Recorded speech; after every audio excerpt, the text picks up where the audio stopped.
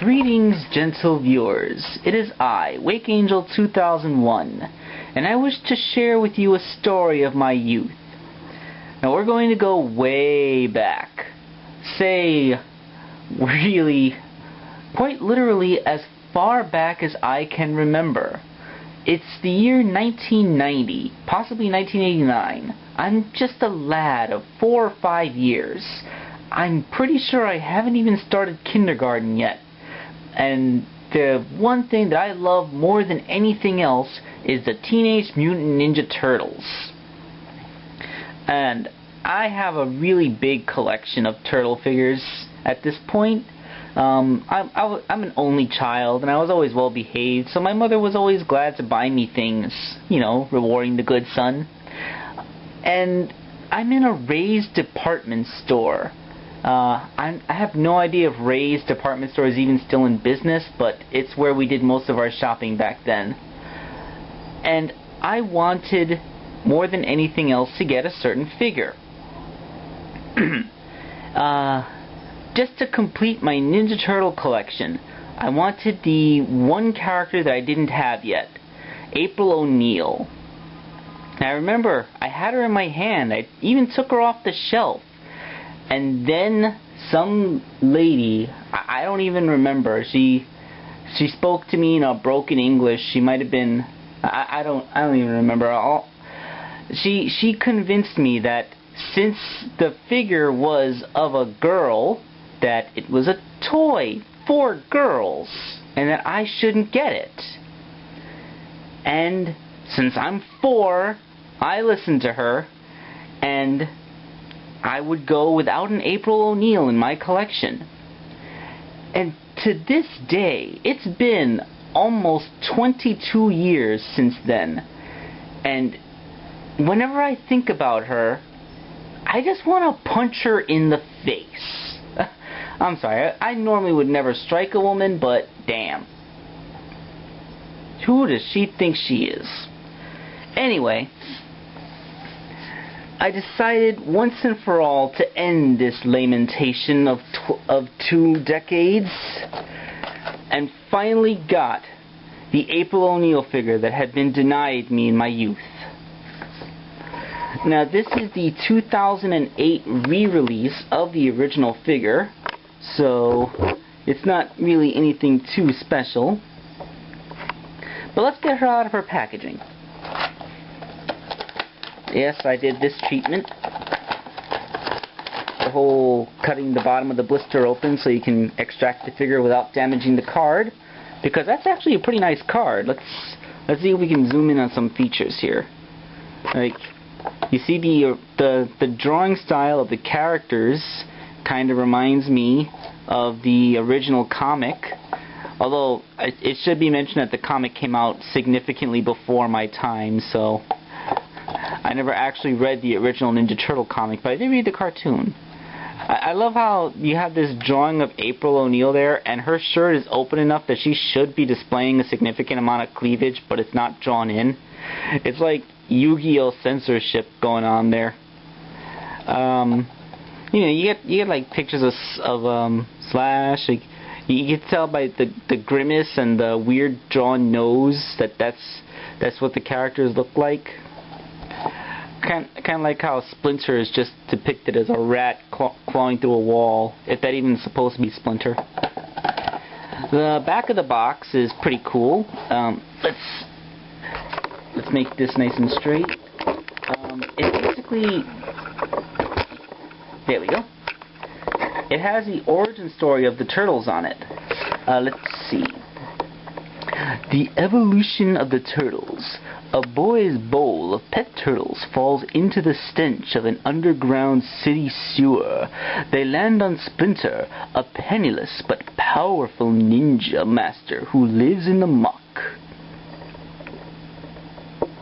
Splinter's enemy, Shredder, leader of the evil Foot Clan, pours disgusting green ooze over Splinter and accidentally the turtles, hoping to zap him dead. How do you zap someone with ooze? You slime someone with ooze. Zapping would involve electricity or lasers.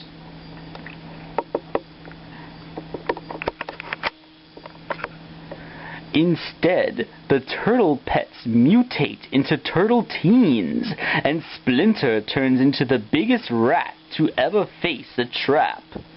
And apparently they grow bandanas and ninja accoutrements.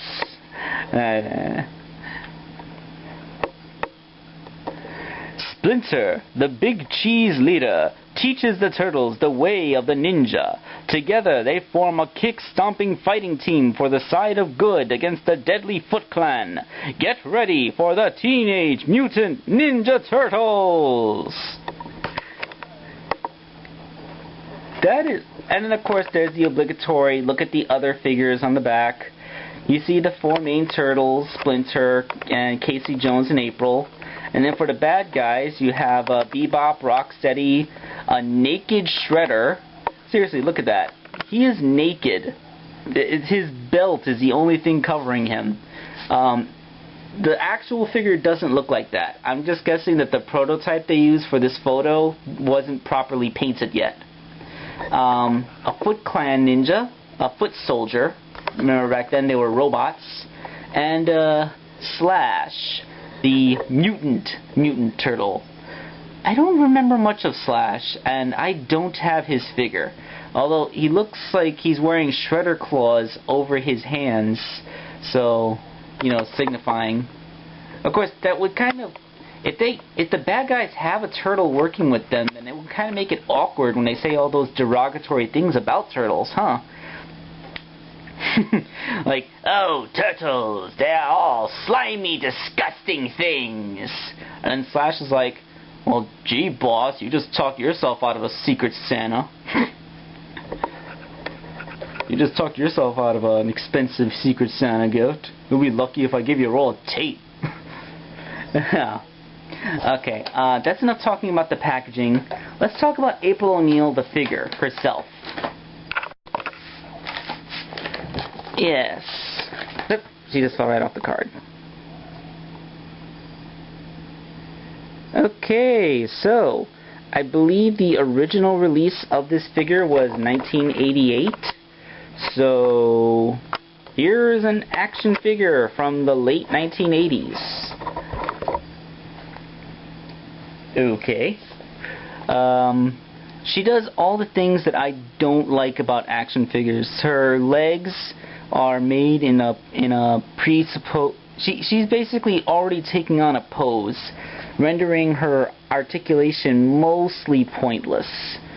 Like, she has some points. She turns her head, although her hair, it's really not big enough. You look at the card art, she has much bigger hair, but whatever.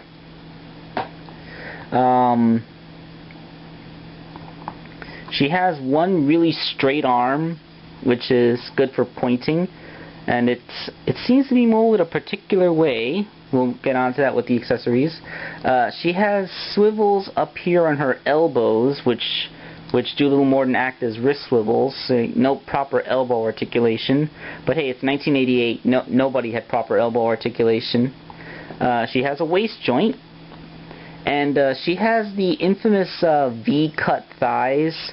Although it's a shallower V than most, it's still kind of weird because when you bring her legs up, it kind of makes them automatically go out. You know? That's just... You can kind of get her squatting down. Yeah. Anyway, this figure cost $3. She was on a clearance rack at Toys R Us, and she was the very last April in the store. I wasn't sure I was going to get her because despite the fact that she is something that she's, like I said, a lamentation of 20 years, you know, she's really not all that special as an action figure, but, you know, for $3, just to fill in that little hole in my soul, you know, whatever it takes. And she has accessories. Like the Donatello figure I reviewed just a little while ago, it's on a sprue. So let's move her to the side for a little bit so that I can get her accessories off the sprue with my knife. Okay. So first,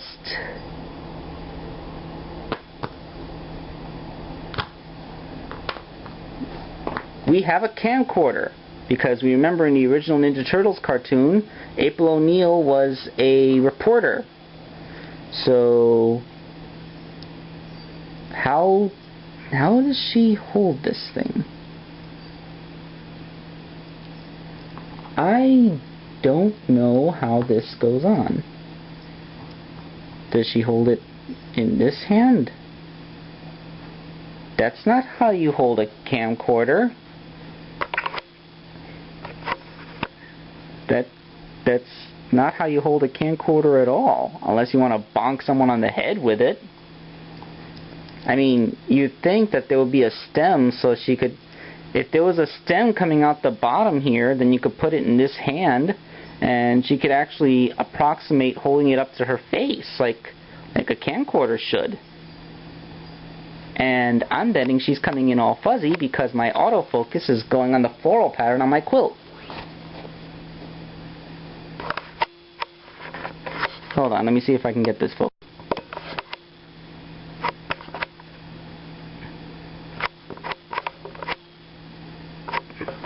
I have no idea. Whatever. So yeah, camcorder. She cannot hold it properly. Although I suppose you can kind of balance it there. Yeah, there's nothing really holding it in place. Okay, what else do we have? Alright, looks like we got us a flashlight. Yes, April O'Neil comes with a flashlight, which is just small enough for her to hold. You know, it might not be a flashlight, it might be her microphone. This is April O'Neil from Channel 6 News, you know? Okay, yeah, that works. Nice looking microphone slash flashlight thing. Alright. Good. She also comes with cutting off the sprue. Oh.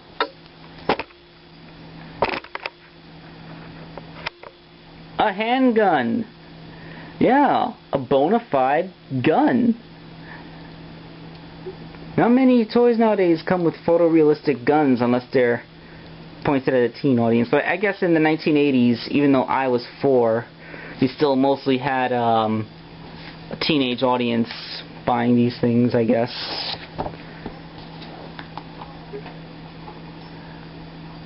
Okay, yeah, she can hold it. What about her other hand? I notice her other hand, it kind of has extended fingers that could be...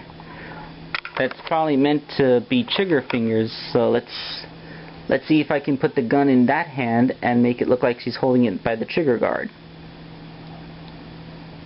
Nope, there is no way that that's going in there. At least not in any realistic fashion.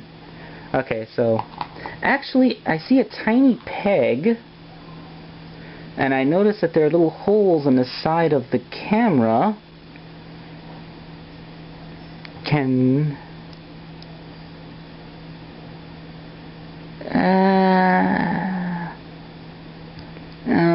The hole in the side of the camera is too big. I think that might have been the intention, like put the gun in the side of the camera, but it just doesn't work. It doesn't snap in. Okay. Moving on to her next accessory. I have no idea. I think it's supposed to be a ninja star, but it's weird. I guess one side is smaller because when you put it in her hand,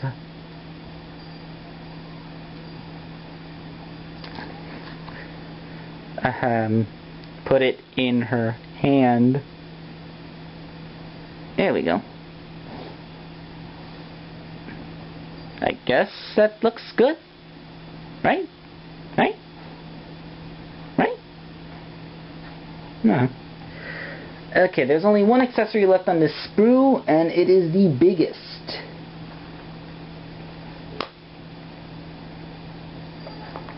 A by the way, the plastic quality, it's kind of soft and flexible, but still retains its shape pretty well.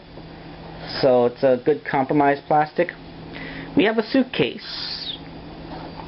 And it's made thin in the middle, so it can actually fold in and peg closed. Neat.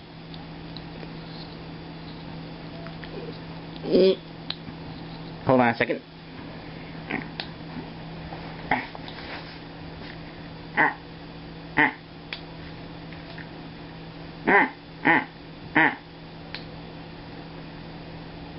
Alright, in theory it pegs closed, but the pegs don't really grip hard enough.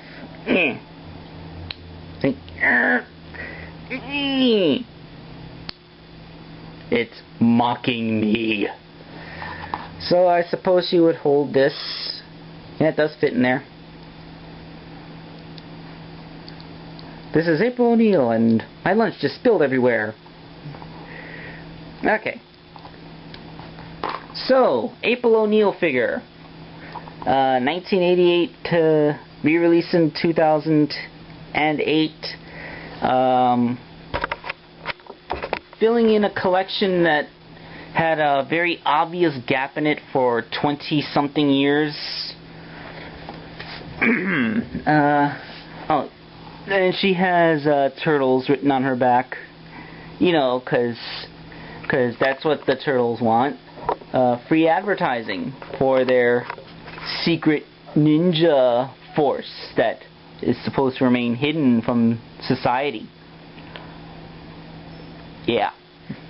I don't know. She's okay.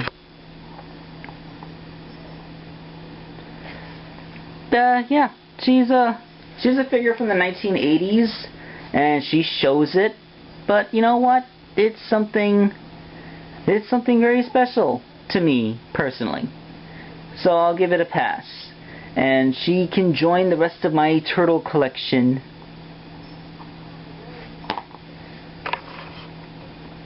Okay. Hey, let's talk about the modern figure for just a little bit. Alright, so my opinion on the new April O'Neil figure, since the cartoon hasn't come out yet, I'm not sure how her character is going to be depicted, so I want to hold off judgment. But as a figure, her articulation's lacking. She has a ball-jointed neck and universal shoulders and hips and wrist swivels, but she lacks elbows and knees. I know the figure I just reviewed also lacks elbows and knees, but that was a figure made in 1988. It's 2012 now, and I kind of hold figures up to a higher standard for articulation. However, there is one thing. This April O'Neil figure, well, just take a look at this. Her physique and proportions are nearly identical to Aya from the Green Lantern cartoon. Now, ever since they introduced her character, I've been wanting an Aya figure because, well, I love robots, I love Green Lantern, and I love figures of female characters, so Aya's the perfect trifecta for me. But I haven't heard any announcements for a Green Lantern toy line, and I'm not sure if they're ever going to make her for like the DCUC or something. So I was thinking of making a custom of her, and well, the April O'Neil figure would be pretty perfect. What do you guys think? Let me know in the comments section.